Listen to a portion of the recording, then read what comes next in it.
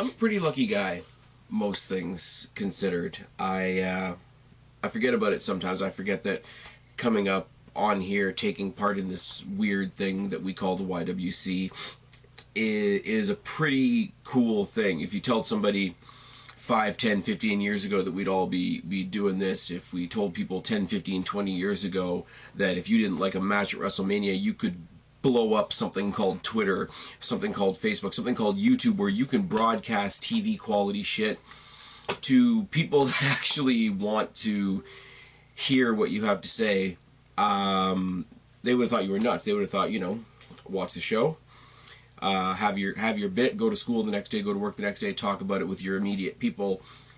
That's about it. I did this because I was bored. Going on almost 10 years ago now. I did this because I saw a couple of other people doing it, and I thought, you know what, that looks kind of fun. I did a review of SummerSlam 2010, and didn't think it would go anywhere. I had a really, really shitty webcam at the time. As I say, I always say this when I go retrospectively, go back down to the beginning of this channel. I do a big diatribe in that 2010 video about Kofi Kingston should be the head of the new Cruiserweight division. So, we have a Cruiserweight division now. We have Kofi Kingston as the world champion now. Now that, my opinion on that notwithstanding, I have had awesome opportunities as being part of this community, and you'll see why I'm going off on a complete ramble here in a second. I have had the opportunity to interact with guys like Kayfabe, my current co-hosts, Kristen, Guapo. I've had all kinds of other people that I've sort of fallen out with since then, but people like Preston, Delexman, Vocal Aggression. I had Orton Storm on here for a little while. I had Jericho Fan for Life on here for a bit.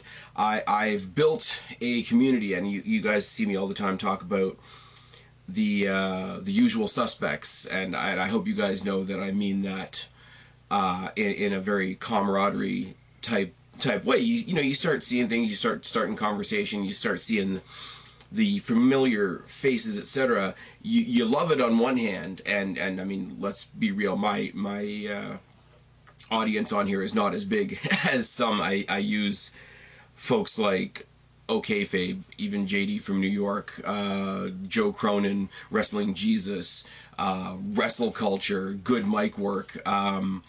All these guys have a following that blows me out of the water, but because of that, I have a very tight-knit group. As I say, the usual suspects, the familiar names, that I'm able to have, conversations with, have the inside jokes with, the ongoing feud between my co-host Kristen and Mizark 10, etc. And I forget about that sometimes, believe it or not.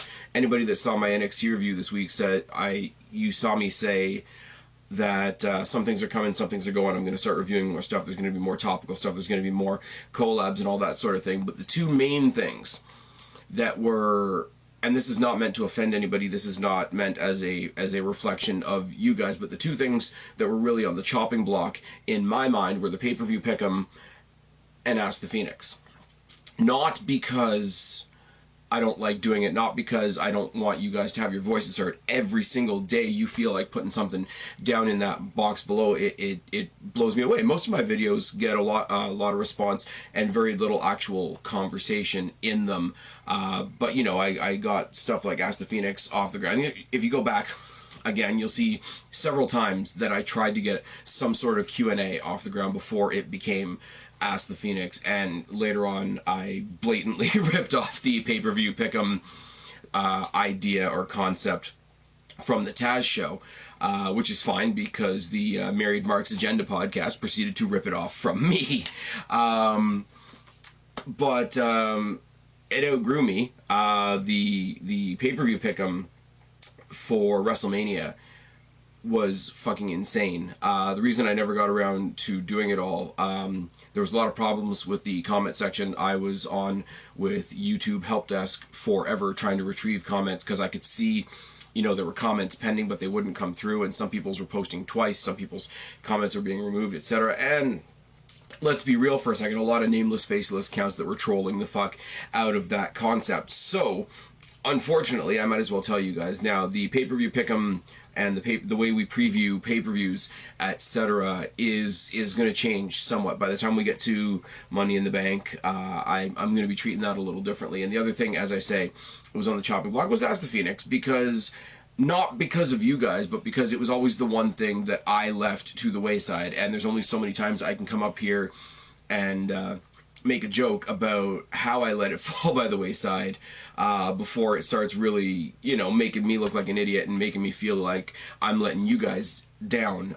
For the usual suspects, the handful of people that decide to make that part of your YouTube day, I sit here, I kick myself in the ass for that, and as well the comment issues, the YouTube technical issues, playing a little bit of tag with YouTube help desk, etc.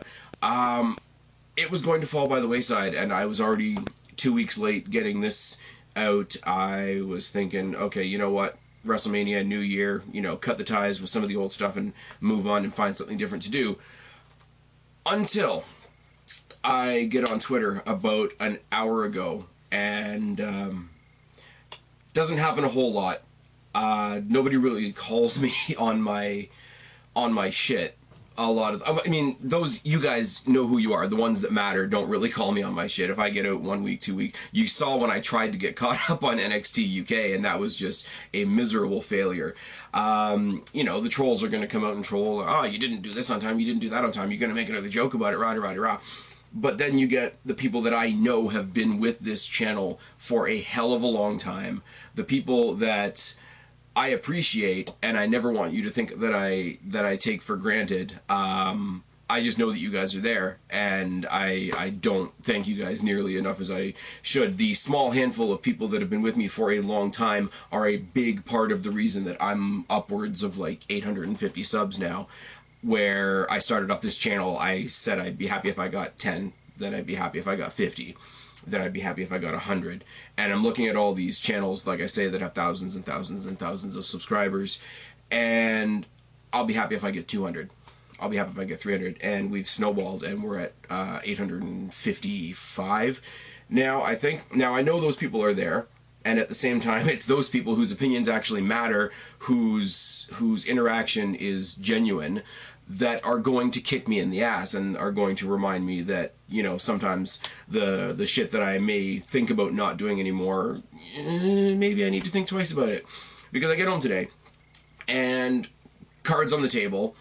I was doing a bunch of notes for I got a video coming up, my concepts and my ideas, positive and negative, about the Superstar shakeup that happened this week. I was going to do that potentially tonight. I was going to potentially be getting up here with Guapo to talk about the Sasha Banks crybaby situation. That unfortunately didn't happen. Real life gets in the way, etc. And I was about to do the Superstar shakeup video that I have all the notes for right here. All the ridiculous notes that are not even stuck to the Doomy clipboard of Doom right now.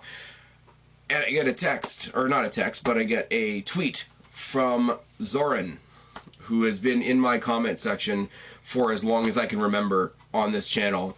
And I'm going to show it to you guys, because it's on my phone. I'm sitting there. It's Thursday. I'm, you know, I got no shame at this point. I'm watching Gotham. I'm watching For the People. I'm watching Grey's fucking Anatomy. And I wasn't really expecting to get anything from anybody tonight, because it's Thursday. It's one of those nights that we have left that's not a wrestling night, unless you watch Impact. I think Impact is on a Thursday now. Somebody tell me down in the box below. But I get a text from my buddy Zoran, and it says, and I quote, "At Spaz Phoenix 1. Remember when I lost the Spaz Phoenix thing and I had to go with this lame-ass Spaz Phoenix 1 and I thought I was going to come up with something better and I never ever did? Yeah, that's a thing. At Spaz Phoenix 1. Bro, I'm sitting here with a hashtag Ask the Phoenix shaped hole in my subscription box. I hope you're doing alright." I'm not a sappy guy, guys. I'm really not. I come up here and I am as arrogant as you see me. But I'm also not so big here on YouTube that doesn't make me stop and pause for a minute. Zoran, thank you. To the rest of you that probably had similar comments or thoughts or whatever the case may be, I'm still here. A lot of busy stuff going on in my real life, a lot of shuffling as far as what I'm reviewing, what I'm not reviewing, etc. The channel's going to change up and whatever, but Zoran gave me the best kick in the ass that I probably could have gotten on a Thursday leading into a long weekend, which means it's basically my Friday. So, at 11:30 p.m. Thursday night, let's see what you guys asked the Phoenix.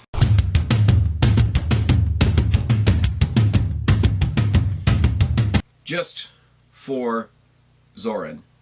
What's going on, everybody? It's your buddy, it's your pal Spaz Phoenix, the YWC Reality Check, and this is your extremely late April 2019 edition of Ask the Phoenix. If you haven't seen this video before, you probably wonder why I rambled so much at the beginning. It's just me trying to be appreciative. It's me trying to, you know, be me out here. But if you haven't done this before, if you haven't caught on to this before, put your questions down in the box below. There will, in fact, be an Ask the Phoenix SummerSlam weekend. SummerSlam I'm going to, so again, let's just admit right now that it's probably going to come out sometime after SummerSlam.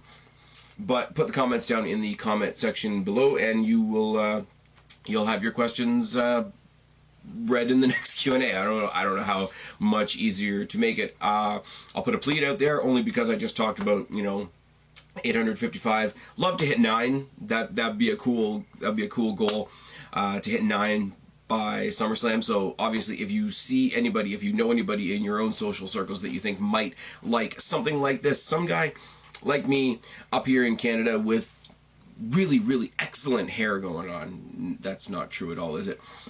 Up here randomly talking about wrestling.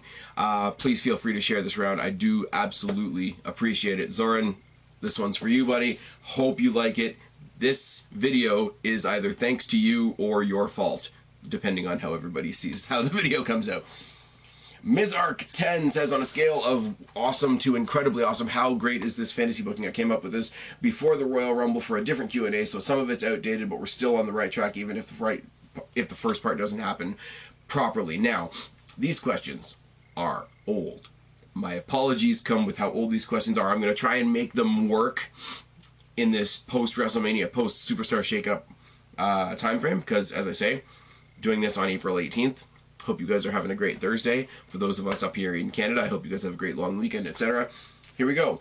Becky wins the Rumble, faces Ronda for the title in the main event of Mania and wins. She holds the title for a year. Sasha and Bayley become the first ever women's tag team champions, defeating Trish and Lita also at WrestleMania. They hold the titles for several months.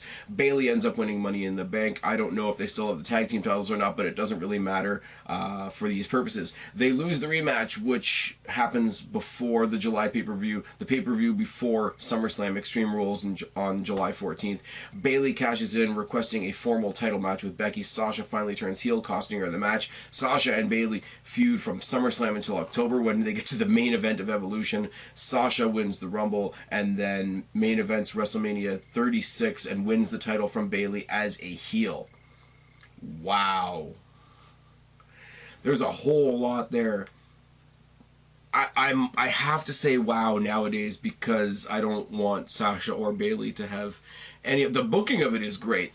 And if we look back a couple weeks ago, before we knew exactly what a spoiled brat Sasha Banks and by association Bayley is, I don't know. I think I'd throw Charlotte somewhere in that mix. I think, if nothing else, you have her sort of poking and prodding at Sasha to sort of bring out that heel turn a bit faster. Other than that, I do like it. Sasha winning at WrestleMania 36 as a heel would be a cool way to do it if they main evented again, which she ain't getting anywhere near a main event anytime soon. It would be a heel winning in the main event of WrestleMania, which, I mean, we know how that goes, unless your name is Brock Lesnar. I do like it. There's a lot of fantasy booking interwoven with a lot of really cool things. I am kind of bummed that Trish Stratus and Lita were not involved in the formation of the tag team championships, but at least post WrestleMania we have the tag team championships on an actual tag team. Let's go. The Zohan, buy or sell. Big Show versus Akibono at WrestleMania 31, or Bart Gunn versus Butterbean at WrestleMania 15. Now, I'm going to say Big Show versus Akibono only because it was done very respectfully, so you can appreciate it that way, or you can appreciate it as Big Show going out there and having a big sense of humor about himself, being that he's out there in the traditional sumo gear, but still has a good sense of humor about himself, and he knows that it looks like a diaper, and he's a big dude in a diaper, and he went on to do that movie. Bart Gunn versus Butterbean, to the best of my recollection, because I haven't watched that in a long time, wasn't that on the back of the attempted Brawl for All, where a lot of people got really injured, a lot of mid-carders who weren't getting any time on TV were trying to use that as a way to get some TV time. I think it was a lackluster spectacle at WrestleMania on the back of a lackluster concept. So I'm going to have to go with Big Show versus Akibono, even though if I have my way, I won't watch that anymore either. Any fantasy or predicted draft picks for the 2019 Superstar Shakeup? I got half of what I wanted in the shakeup. I said, don't give us anybody else from NXT. Bring up Buddy Murphy from 205 Live, and bring up Pete Dunne, because I think he's done all he can in NXT UK, and bring him up to the main roster and see what he can do.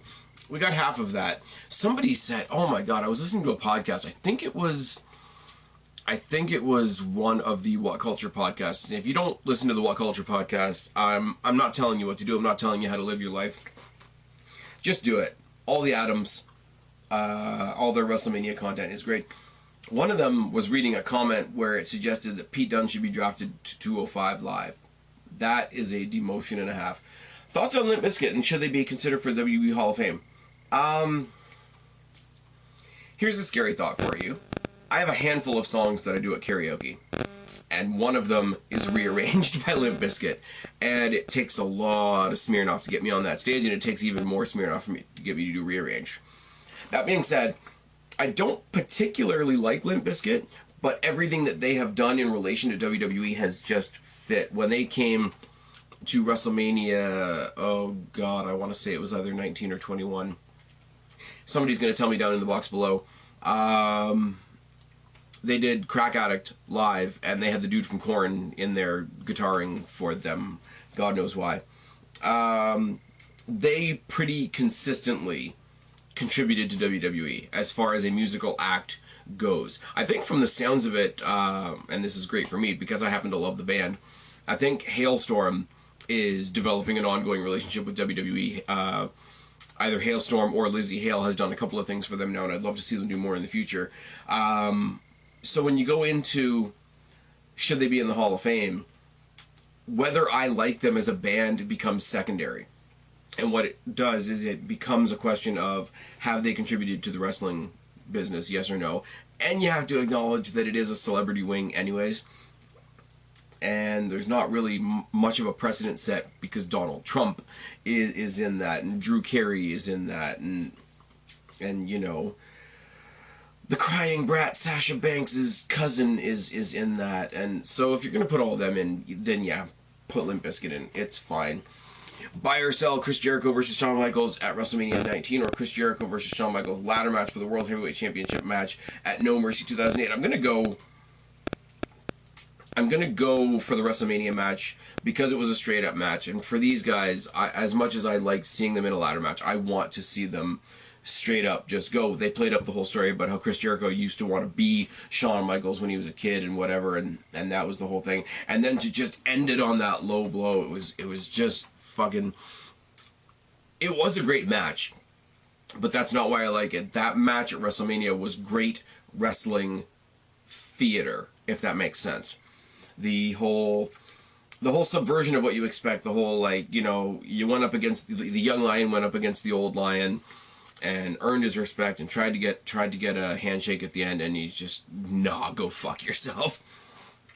It was really good. The ladder match, I won't take anything away from it, but the general spectacle, and as I say, the theater of being WrestleMania, and obviously Shawn Michaels being Mr. WrestleMania, not so much these days with his bald head, and yeah. Rank these kings of the ring from best to worst. Mabel, Billy Gunn, and Wade Barrett.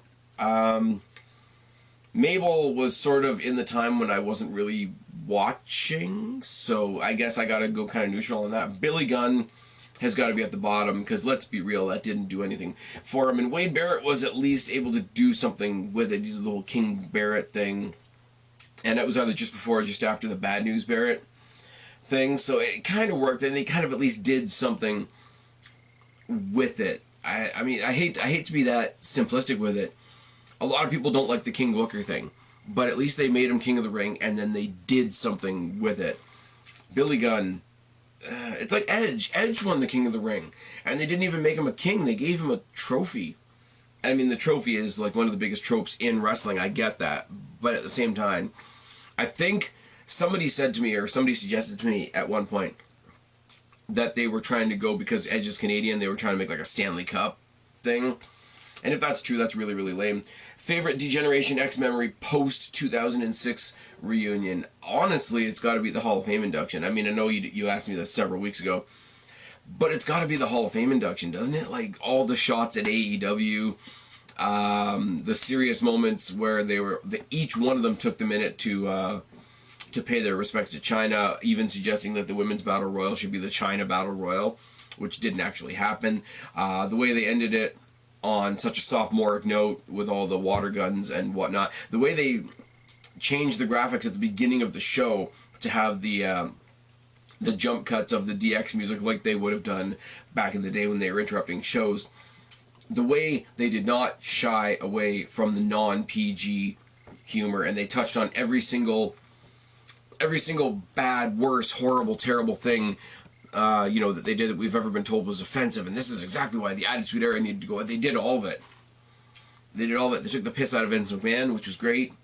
They had the flashing girls from back in the day. Everything about that was great. And was it super long?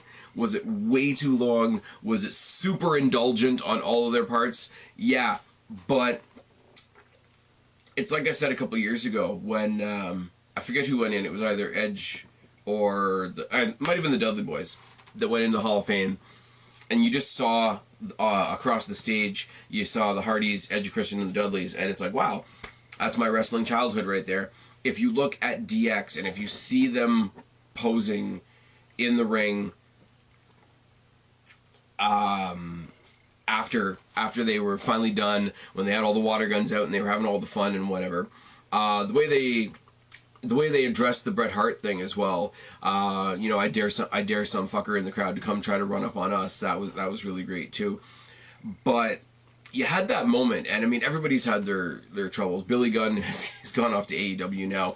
Road Dogg has been very open about his demons. X-Pac's been very open about his demons and where he's been. They did acknowledge, like I say, they acknowledged China, Shawn Michaels, Triple H, and all that. But you look at them in the ring, and I said it on Twitter, I must have said it on some review somewhere, but like, good God, look at the history in that ring. I'm not saying the DX should be the be-all, end-all for wrestling, but there's a reason that by the end of his career, Triple H is going to be a 3-time Hall of Famer. There's a reason that Shawn Michaels is now a 2-time Hall of Famer. You can't, like, as much as I would love to pull out something totally stupid, like when they were doing the barbecue with the big sausages, and Vince loves cock, and dropping literal feces on the Spirit Squad. Their Hall of Fame induction is what it is. I don't know what else would even come close. I know the Raw 25 thing that they did in the Manhattan Center and at Barclays. It was met with a lot of people didn't like it, pretty much. The people in the Manhattan Center feel like they kind of got screwed. People in the Barclays Center, the show was us watching it on TV was a bit weird. But the moment that you had with them and the Clique and the club and all that sort of thing was really, really cool. But now it does have that reunion show type thing. Like, you guys know I like Linkin Park. you know, R.I.P. Chester Bennington and all that sort of thing. But if he hadn't passed away and Linkin Park just stopped doing what they do, I wouldn't want to see them 10 years from now trying to be themselves from now. It would be cool to see them, don't get me wrong, but DX is sort of in that as well. So every time they come back now, it's just a nice stroll down memory lane, and that's what their induction thing was. And it wasn't like a segment on Raw that they had to wrap up because it was going to commercial. They were able to go as long as they wanted to go. Bruce Pritchard recently stated that John Cena was under heavy consideration to win the 2004 Royal Rumble, and even though they ultimately chose Chris Benoit, if John Cena had won the Rumble, would you have still wanted to see him move to Raw and challenge Triple H and Shawn Michaels for the World Heavyweight title, or as Benoit did, or what would you have them do instead? I would have had Benoit Angle. I think they had already done that at that point, but you guys know how I am with timelines, whether that was before or whether that was after the first time they fought at WrestleMania, a round 2 of Angle Benoit is nothing to shake a stick at. Would I have him face Shawn Michaels? Would I have him take Benoit's place in the Triple H Shawn Michaels match, or would I have him face Eddie Guerrero? John Cena, Eddie Guerrero? I don't know whether that really happened or not, so that's kind of intriguing as well. But so John Cena, Eddie Guerrero for one title, Shawn Michaels, Triple H for the other title, and Angle Benoit 2 just for the Matt Classic of it. I've said it before, I will say it again, if you can induct a career without inducting the man, I'm sorry, but Chris Benoit did have a Hall of Fame career. Not the man, before anybody gets, you know, salty in the comment section. I know the guy. The guy did terrible, terrible things. Terrible things that cannot be taken back. Terrible things that will not be erased by the fact that he could do a couple good German suplexes. That's absolutely, absolutely true. But at the same time, look what the guy did. He got himself to the top of WCW and to the top of WWE. WCW being the only company to come close to toppling WWE, and WWE itself just being WWE itself. And let's not throw stones at it. Like, the outside stuff aside for a minute, the guy was a fucking fantastic wrestler. He was the template wrestler for somebody like a Daniel Bryan, except obviously Daniel Bryan, in some people's minds, has a bit more charisma, whatever. Neither one of them should have been doing a headbutt. Let's be real for a second. But, yeah. Another round of Kurt Angle, Chris Benoit, maybe 2 out of 3 falls, maybe an Iron Man match. Could have been really, really good. Thoughts on the fact that Paul Heyman wanted to put The Undertaker's WrestleMania 19 match versus A-Train against The Big Show on Sunday Night Heat pre-show? Yeah, it was a bit crap, wasn't it? That was the thing where you had Nathan Jones come in at the end in his track pants and, like, awkwardly kick everybody in the aisleway. That was the year where the entrance, it was weird because it came all the way down and then it bent towards the ring, so he had to sort of run down and then hit a nice left turn there. I don't know why it needed to happen, other than the fact that Undertaker needs to have a match every year. He could have just taken that year off. It probably would have been better. Favorite Roman Reigns match? Now that's interesting. It's a cheap, cheesy answer, but the very first meeting of the Shield and the Wyatt family, the match he had at Fastlane a couple years ago against Daniel Bryan, the John Cena versus John Cena 2.0 match where Cena basically put him over at the end. They were intriguing more than anything else because it was one of those, I think I said it at the time during the preview with Kristen or Guapo or both or whoever was doing it with me at the time. Nobody's going to watch Cena versus Reigns. Nobody that's watching on TV is watching the two guys in the ring. Everybody there is curious to see what the crowd does because people still hated Cena at the time and they were just getting on that hate of Roman Reigns. But that in and of itself makes it interesting. Which dream rematch was better, Hulk Hogan versus The Rock at No Way Out 2003, or The Rock versus John Cena at WrestleMania 29? Now,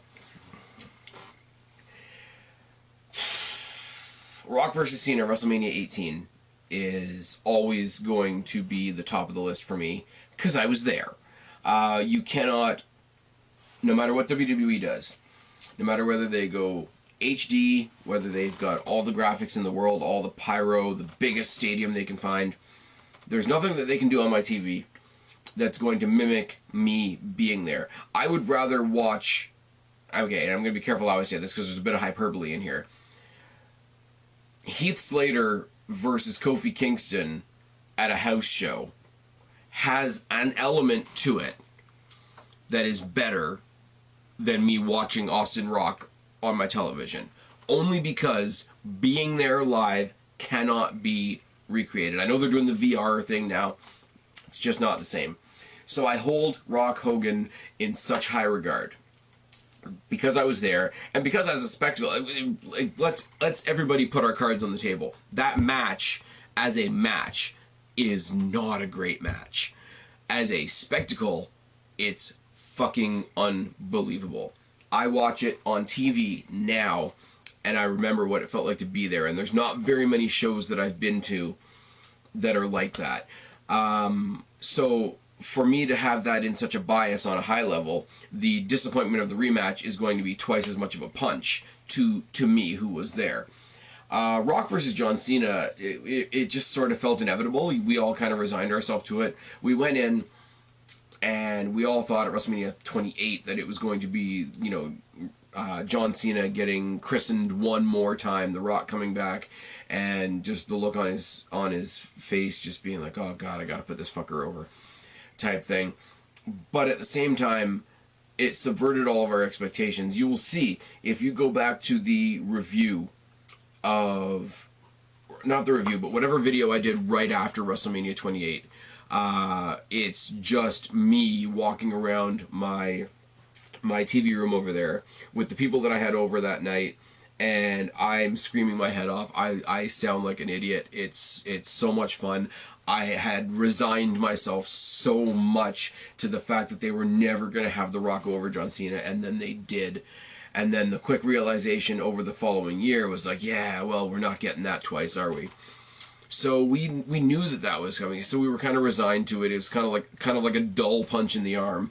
Whereas the No Way Out rematch between The Rock and Hulk Hogan hit me in such a way that you can only really be hit if you're talking about something you were there for live. So which one was better? I gotta say Rock versus John Cena, but that's kind of by default. What was your reaction to the company name change from WWF to WWE in 2002? It doesn't matter at the end of the day, does it? I mean, I gotta be careful how I talk about name changes. We're coming off the Superstar shakeup and the Viking experience that just set Twitter ablaze. But it's not the name change itself that bugged me, because WWF, you know, there's the whole story between them and the World Wildlife Fund, and we don't want people to type WWF in and they might get confused, which is bullshit. World Wildlife Fund wanted to make some headlines. Let's be real for a second. But it's the fallout, like, from 2002 till now, the idea of WWE going from a wrestling company to an entertainment company, and all of the conversation that can come with that. I thought it was weird. Everybody sort of tripped on it. Everybody sort of, you know, WWF E, whatever. It was one of those, I hate to say it because I feel like I should have more to say about it, because at the end, it was a big deal. It was one of the people that took Vince to court and kind of got their way, and even the American government didn't get that. But at the same time, it's just there. It's a thing that happened. Rank these 2010 Money in the Bank contract wins and cashes in from best to worst. Jack Swagger, Kane, and The Miz. Jack Swagger and Kane can duke it out for last place because the other one is The Miz. And I think it's so funny because if you look back on that time, and it was really, really dictated by the real wrestlers of the time, the idea that The Miz just wasn't a wrestler, didn't belong in the main event. You know, he was an imposter. He was an intruder into that main event locker room, and then this went on to be the match with John Cena at WrestleMania, where he got fucked. You know, he went in to a main event title match against John Cena at WrestleMania and won, and that should have been the Rocket, and it just wasn't, because we had to do Rock versus Cena instead. The Miz cashing in on Randy Orton, it was one of those moments. It was, for me, and you guys that, like I say, that have been watching me for a long time know, my guys, Punk's one of my guys. Jeff Hardy is one of my guys. The Miz is one of my guys. Shawn Michaels is one of my guys. Edge is one of my guys. And all of them, with the exception of Shawn Michaels maybe, at some point or another had the feeling from the crowd in general, from the other wrestlers in general, that they weren't quite up to scratch. They weren't quite up to snuff. People have always had things to say about Jeff Hardy. People even now have questionable things to say about CM Punk. And they had things to say about The Miz at the time, who I always loved. Even when he was the obnoxious host of SmackDown when he first debuted. I'm like, the guy's got something. I didn't know he was going to be as good as he is now. Look at him. He is the utility player. They move him from show to show every Superstar shakeup. But it goes back to that very, very genuine watching wrestling as a kid of, that's my guy, anyone. I don't care if it makes sense or not. I don't care what the story is. I don't care what people are saying backstage. I don't care who's got heat with who. My guy won, and that's awesome.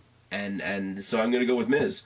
Jack Swagger can fuck off, and Kane is a character based on being somebody else's little brother, which is really, really sad. Thoughts on the fact that the lead up to the release of SmackDown vs. Raw 2009, THQ were given specific orders not to show any game footage demos or image stills that showed Triple H in a vulnerable position. Well, it's Triple H, isn't it? What do you think Vince McMahon believed was a bigger draw in each wrestler's respective year? John Cena. Oh, who do you think Vince McMahon believed was a bigger draw in their respective era? John Cena, Hulk Hogan, the Stone Cold Steve Austin. There's a big part of me that wants to say Austin because Vince is known for, you know, having an ego. Let's be real for a second. Of the three, Austin is the one that Vince feuded with. So if I was him, I would say Steve Austin because you want to say that you had a part in that. I mean, Hulk Hogan's... I hate to say this, guys, for all the little SJWs out there that want to be angry about it, Hulk Hogan's place in history cannot be denied, cannot be erased.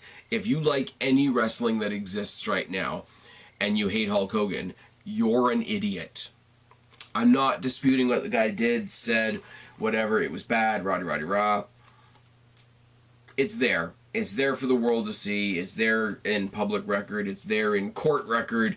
It's there. It's immortalized in cyberspace. What the guy did, what the guy said, etc. But you know what else is immortalized on the WWE network for only $9.99, brother? Is the fact that you basically wouldn't have wrestling as we know it without Hulk Hogan. I mean, very, very similar things could be said about Steve Austin, and John Cena is the very, very public appropriate face of pro wrestling at the moment, even with his John Cena dad hair.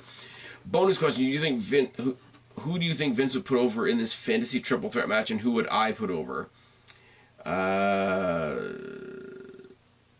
Between those three. If it was Vince, he'd put John Cena over, because John Cena's the one that's making him money right now. John Cena's the one out in Hollywood right now representing. And I know people don't like when I say this. John Cena represents WWE. No matter where he goes, no matter what he does, whether he's in a shitty comedy with Amy Schumer, who should be shot, or whether he's doing the Bumblebee thing, whether he's doing the Marine 27 with The Miz, it's like Lesnar going to MMA. It's like Punk going to MMA. It's like Batista going into acting. It's like Jericho going off and being a rock star and then working for a t-shirt company. If you leave WWE, if you leave pro wrestling in general, you are the person that goes and conquers that next world on our behalf. CM Punk going into the UFC, yeah, did I think he might get his ass handed to him? With the little bit that I know about the UFC, sure. But if one of our guys goes over there and does what they do, like Brock Lesnar did, which is why I will always have a little bit of a built-in respect for Brock Lesnar, even though we're all sick of him right now, and he's probably an asshole in real life. They carry the flag for us into that new world and conquer it for us. So there is that element that's always going to be there. Who would I put over? Steve Austin. I came in for the tail end of Hulkamania, and John Cena is John Cena, so I'd say Austin. I would love to see him try to do the lightning fist to Hulk Hogan. That would be funny. Hogan puts him down with a big boot and then eats a stunner, and there's not even a pinfall because, you know, Hogan's spine would just fall apart. It's weird. Which match loss was worse for Goldberg? Getting eliminated by Triple H in the Elimination Chamber, or Kevin Nash defeating Goldberg at Starrcade, ending the streak?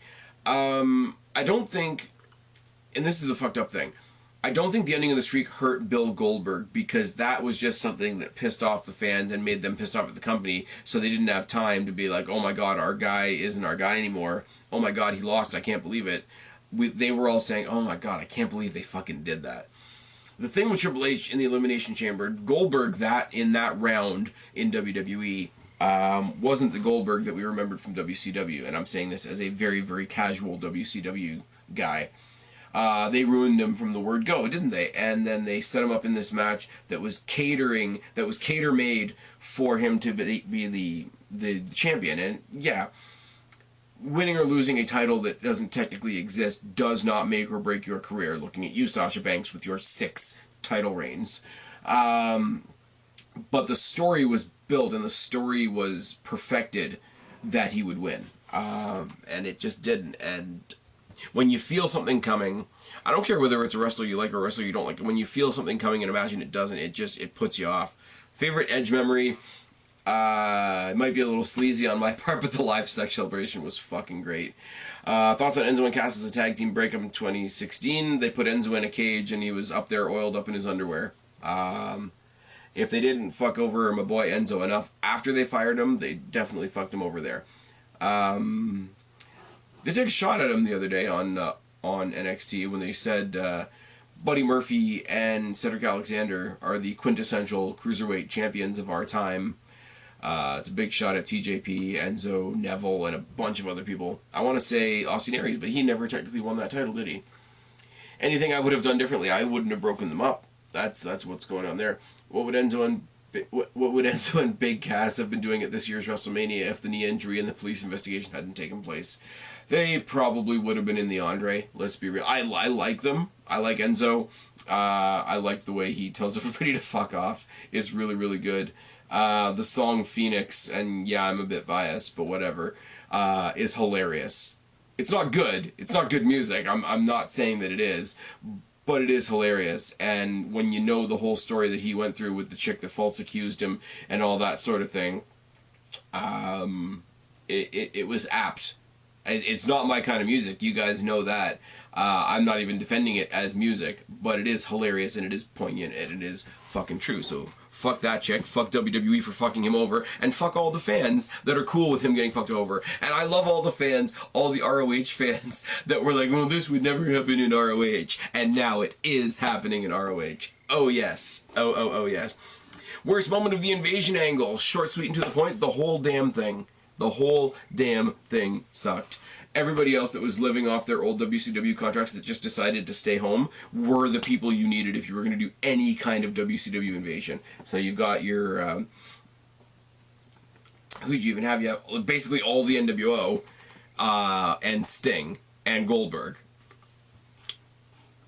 And they were invaded by people like Buff Bagwell, who's now a gigolo, apparently. And that's really weird. Charizard93, cue the Undertaker gong because I am back and just in time for WrestleMania. Well, it's after WrestleMania, but I see your point. Hold on 1 second, my camera's doing a thing. Sorry about that, guys. It was beeping at me because I've got almost no battery left. Like I said, didn't think I was doing this video tonight.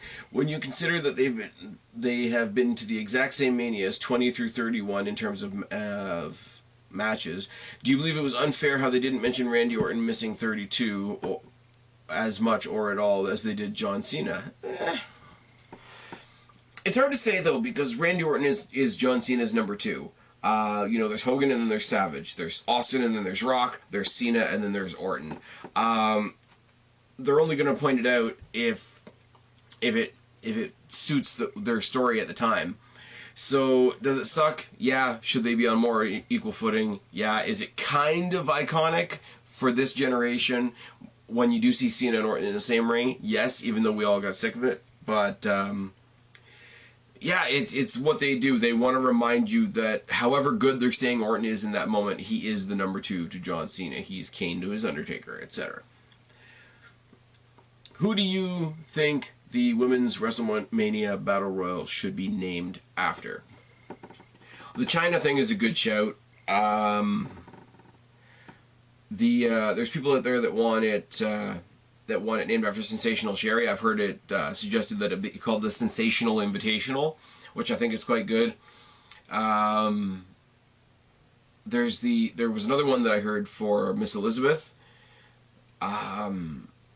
which is cool and all, and everybody loved Miss Elizabeth, but she wasn't a wrestler, was she? I've actually heard people defend. Who else? Who else? I don't know. Basically, anybody that's passed away, I don't know, has had their name mentioned at least once. I don't know. The should thing is a very weird thing, because you're saying out of all these people that entertain us and now have unfortunately passed away, this is the one that mattered. This is the one that deserves to have something. I'm sure there's a lot of people that can think of a better person to name us Royal Rumble after than Andre the Giant, based on their own personal opinions and whatnot. I don't have an answer for the China thing's as good a shout as any. Speaking of the WrestleMania Battle Royals, do you think they should have more incentives other than a big ass trophy, aka guaranteed title match at one of the big 4, big 5 pay-per-views? Yeah, but I've always said that the way that the Royal Rumble sets up WrestleMania, you should bring back the King of the Ring and have that set up SummerSlam. Now, especially this year, because I'm going. It's going to be good. I don't think you want to have a lockstep in pay-per-views where every other pay-per-view is just setting up for another one. I think if you do that too many times within the year, you've also got Money in the Bank to throw in there as well. I don't think if you do that too many times in one year, I don't think it'll be great. But, I mean, the Battle Royal in general should be for the mid-card, so it should be maybe you have no challenger for one of your mid-card titles going on to WrestleMania, so whoever wins the Battle Royal on the kickoff goes on that same night to have a chance at the Intercontinental or the United States or the Cruiserweight, or, you know, if it's somebody from NXT, put them up for the North American title and have that title spend some time on the WrestleMania stage. That would be really, really good. I'm sorry, this must be a terrible video to watch because my nose is itchy as hell, so I'm constantly doing this.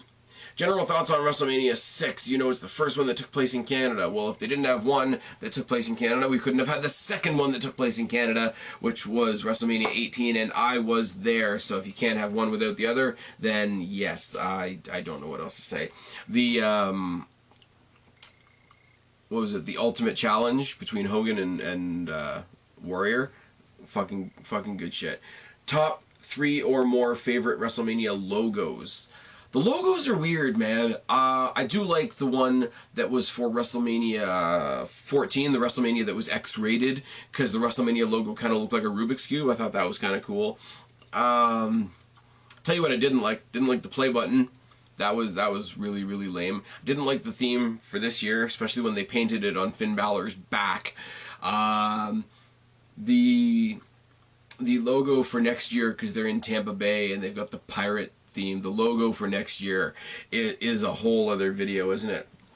The patriarch of the Wyatt family has yet to win at WrestleMania. Well, he has yet to be seen on Raw or SmackDown, because all we see is, you know, the JoJo's abortion in a box puppets in the video. Like, that's terrible. I need to stop making that joke, but it's still funny. Patriarch of the Wyatt family has yet to win at WrestleMania. Keep in mind when you answer this round of Job Team Barry, Rowan, Harper, Strowman. Well,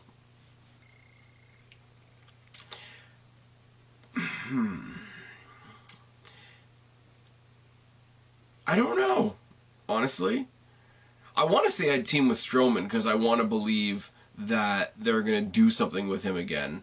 I think they're going to have him feud with Samoa Joe. Samoa Joe wasn't drafted to Raw, except he was drafted to Raw. They just didn't announce it because he's been sick. He's had the flu. So you got Samoa Joe, this big, gigantic killer dude who's been out with the flu, and then he's going to face Braun Strowman. So I don't know. I job out Rowan because, I mean, he's not good at picking new friends these days, is he? I would team with Luke Harper because he's about to leave the company, apparently, so you might as well get in there while you can. And I would bury Strowman because he's tall and you probably only bury him to about his neck. Assuming Lashley stayed face, is a Lesnar versus Lashley a WrestleMania or SummerSlam worthy match? Match, yes. Title match, no. Main event, no. If we have Lesnar versus Lashley in Toronto this year, I may purposely go take a giant shit. Just saying. If WWE still had the one world championship system, do you think that the WWE title match... What do you think the WWE title match would have been for WrestleMania 35? Well, it would have been... I don't know. I want to say that it would be Brock versus somebody or Roman versus somebody if Roman hadn't had the unfortunateness with the leukemia. I don't think it would have been Brock Roman again. And I don't think you would put one of the smaller guys, hate to say it that way, but it's true, the Balor, Styles, Seth Rollins, Dean Ambrose, any of that group. I would love to say that they would surprise us. The babyface Kevin Owens thing is kind of weird. Kevin Owens as a babyface taking on Brock Lesnar would be interesting, but I don't know how good it would be, seeing as the last match that I thought would be interesting was Bray Wyatt versus Ryback, because I am actually a genuine idiot. Thoughts on this pitch? Rockstar Finn Balor has a whatever record at WrestleMania, but Demon Finn Balor remains undefeated. Wait a minute. Rockstar Finn Balor has a whatever record at WrestleMania, but Demon Finn Balor remains undefeated as an homage to The Undertaker for future Manias. It really depends how hard you want to go in on the fact that they're two separate personas. Right now, if I hadn't seen what he did in NXT, I would think, okay, here's this guy who's a guy, and if he's got a big pay-per-view match coming up, he celebrates by painting his face.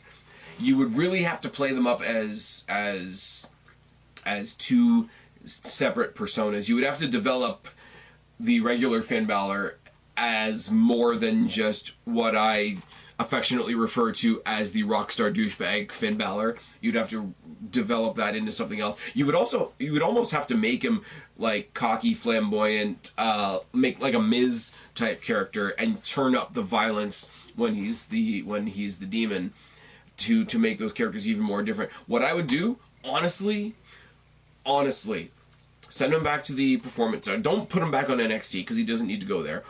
But send him back to the Performance Center, have him sit down with somebody like a Mick Foley. Get Mick Foley to get as much of the Dude Love, Mankind, Cactus Jack mindset into Finn Balor and really, really crank up the differences in those characters. If you do that, then you can have this guy, the regular Finn Balor, who's a little bit passé, isn't quite as impacted by the fact that his WrestleMania thing isn't that great, but then you've got the Demon, who's absolutely hungry, absolutely starving to win, will bite your fucking head off, literally Venom style. If you could do that, if you could pull that off and make it dramatic and not corny, there's the line you have to walk, then absolutely you could do something like that. But unless you can draw that dividing line between the two characters and make us believe it, a storyline based on it isn't going to work. That's just my humble opinion. Thank you very much for answering these questions, and I apologize for my absence from your channel. Charza, buddy, you guys don't owe me a goddamn thing. You throw me one question, you throw me 100. I don't care if you throw it to me this week, next month. It's all good, man. I appreciate that. I appreciate you. I appreciate Zohan. I appreciate Mizark10. I appreciate Zoran for giving me a kick in the ass over Twitter literally tonight. This video basically exists because of you. Zoran went to bat on Twitter for all of you guys just to, as I say, kick me in the ass, smack me in the face, remind me how awesome you guys are, and remind me that there are people out there that do genuinely appreciate what I do on here, and I can't thank you guys enough for that. So please keep the questions coming down in the box below. But until then, I've been Spaz, your YWC Reality Check. Subscribe up there. talk down there. Start a conversation. Keep all these conversations going. Don't be a stranger. I will talk to each and every last one of you.